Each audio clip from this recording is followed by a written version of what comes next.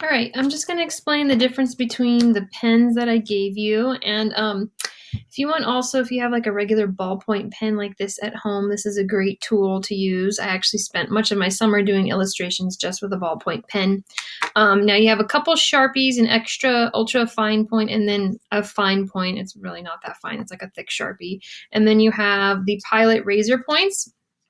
So actually the Pilot Razor Point 2 is the finest, and you'll see examples. The little tip of it is very, very, very thin. It makes very fine lines. Okay, not a lot of bleeding.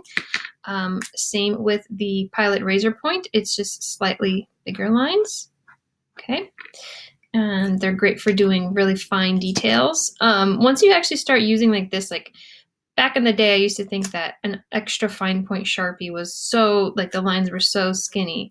But compared to the lines that the razor points make, I'm like, oh my God, this is so thick. What you'll also notice is once you start getting into the Sharpies that they bleed a little bit more. So what that means is um,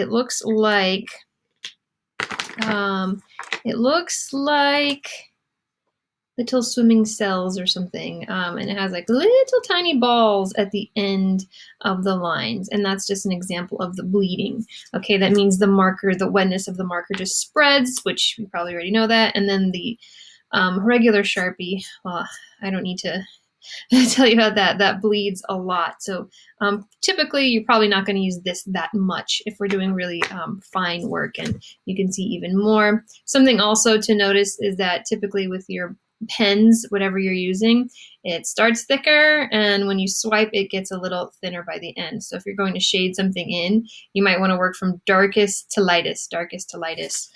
The last thing is the regular Bic like ballpoint pen. And I really like using these because they're really accessible. They don't bleed very much. They don't really bleed at all. But the thing with them is that they are like probably like a little bit more oily and a little bit more smudgy. These pens, okay, you lay them down and they dry very quickly. Sometimes with the ballpoint pens, if I touch them too quickly, they might smudge a little bit. I don't know if you saw that.